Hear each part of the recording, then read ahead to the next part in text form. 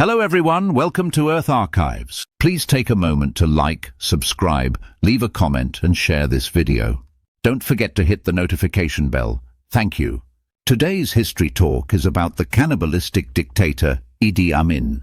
When US President Joe Biden referred to Chinese President Xi Jinping as a dictator, it sparked strong discontent within the Chinese Communist Party. But as we all know, dictators throughout history have been sensitive about being called dictators. Let's take a look at Uganda, a country in Africa that has long been a close ally of the Chinese government.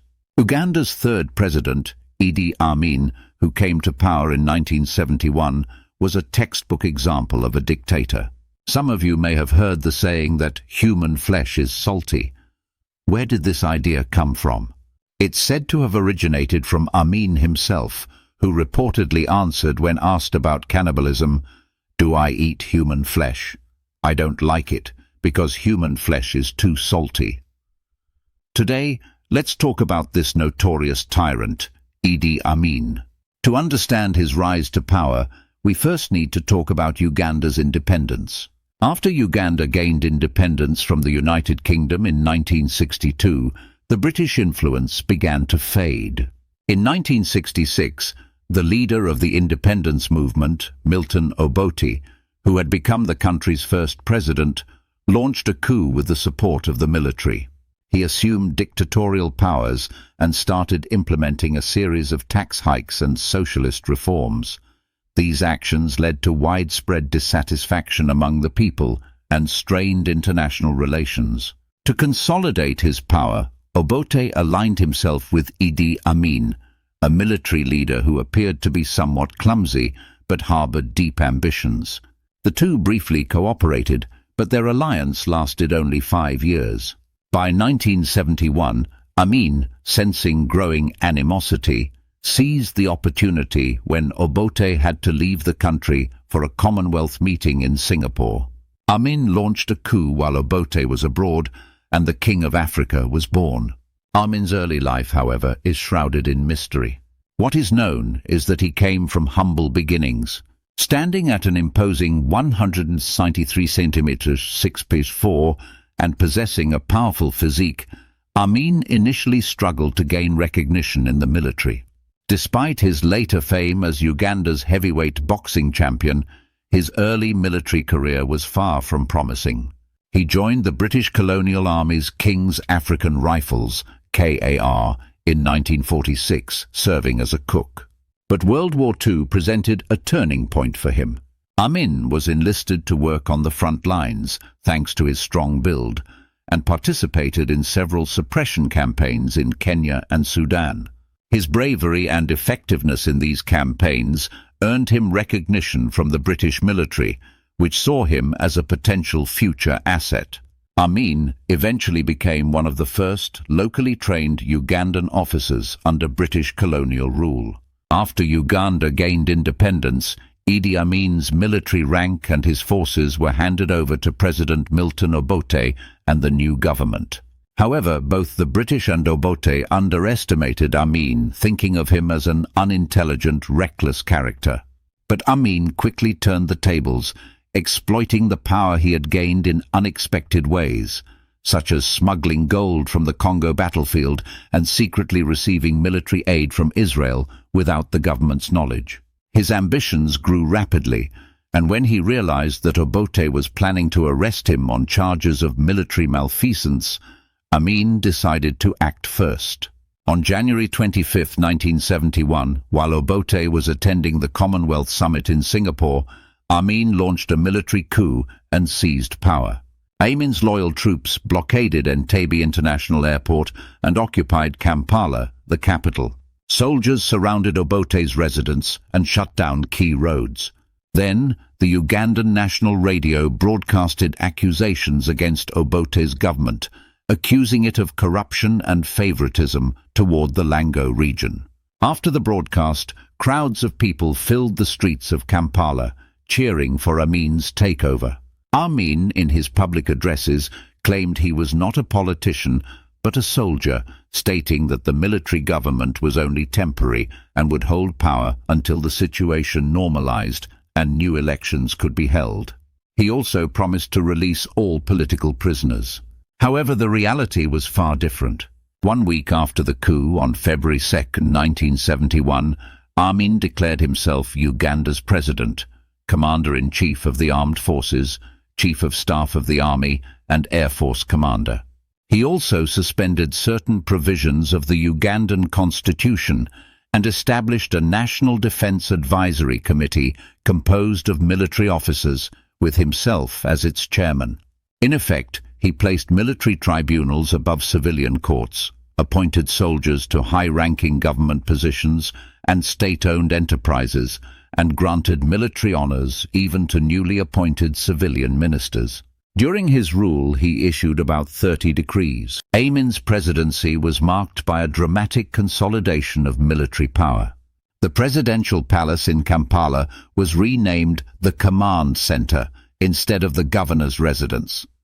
He dissolved the intelligence agency, the General Services Unit, GSU, replacing it with the National Security and Research Bureau, SRB. Over the following years, the SRB's headquarters in Nakasero on the outskirts of Kampala became infamous for its role in torture and executions. Political dissidents, including members of the police and public safety sectors, PSU, were relentlessly persecuted. Obote, who had been forced into exile, was not going to take his removal lightly. In 1972, after around 20,000 Ugandan refugees joined him, Obote and his followers attempted to launch a coup to reclaim power. However, the coup failed, and the exiled leader was unable to retake Uganda. But the story of Amin's reign as a dictator was far from over. It was only the beginning of a truly horrific chapter. As a response to the failed coup, and as a way to cement his control, Amin began a brutal campaign of ethnic, political and social cleansing. Military supporters of Obote and other political opponents were killed in large numbers, but it didn't stop there. Leaders of other ethnic groups, religious figures, journalists, artists, senior officials, judges, lawyers, intellectuals, students, criminals, and even foreign nationals were targeted. Their bodies were often dumped in the Nile River, a chilling reminder of the scale of Amin's terror.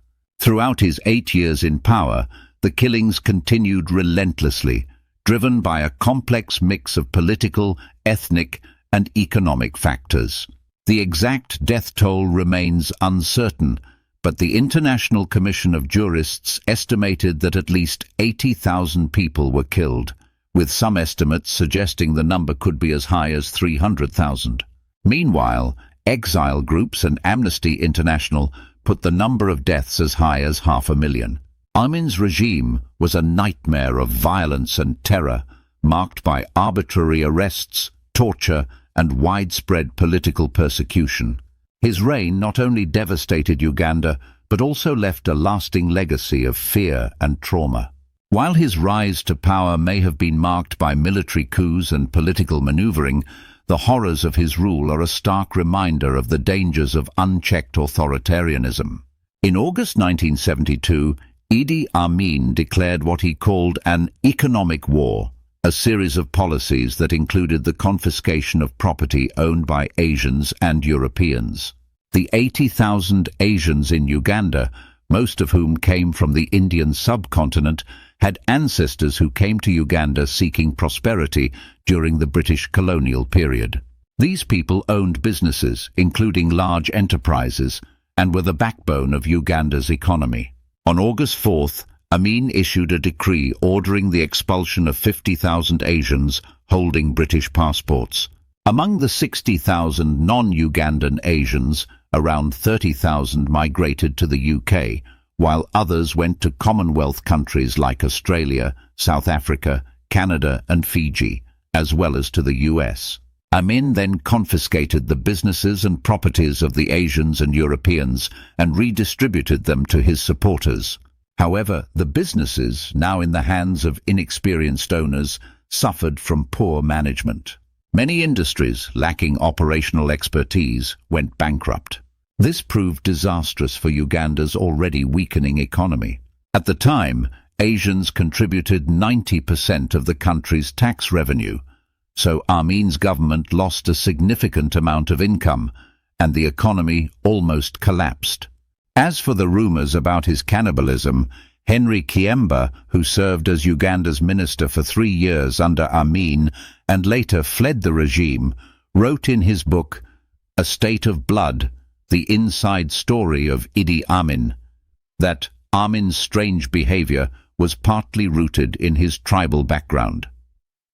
Amin came from the Kakwa tribe, known for carrying out bloody rituals on enemies they had killed.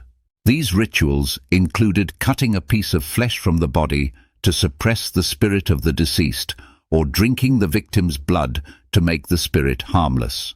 This tradition seemed to influence Amin's behavior, and he had boasted multiple times to Kiemba and others that he had eaten human flesh. The cannibalism myth around Amin, while initially spread by a defector from Amin's cabinet to the British media, was never confirmed by anyone close to him or by any concrete evidence. Neither the ministers who served under him, nor his inner circle, nor historians studying Amin's rule could provide any first-hand proof that Amin ever actually ate human flesh. When asked by the media, Amin appeared to enjoy the terror effect of the rumors surrounding him, and would often humorously answer, "Do I eat human flesh? I don't like it, because human flesh is too salty."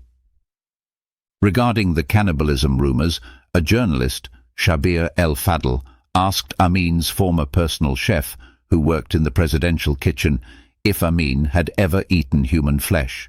The chef, with trembling hands, swore, "I swear on my family's life, I never handled human flesh during my time working there. I truly never saw Amin eat human flesh." As he said this, the chef broke into tears, unable to hide his emotion. "I know Amin did many bad things, but I never saw him eat a person." Soon after the 1971 coup, Amin made a surprise visit to London, landing unannounced at Heathrow Airport. According to the media at the time, Amin's impromptu state visit left the British cabinet stunned and unprepared. Fortunately, Queen Elizabeth II was still in the country, and the Foreign Office hastily arranged a Queen's breakfast to host Amin.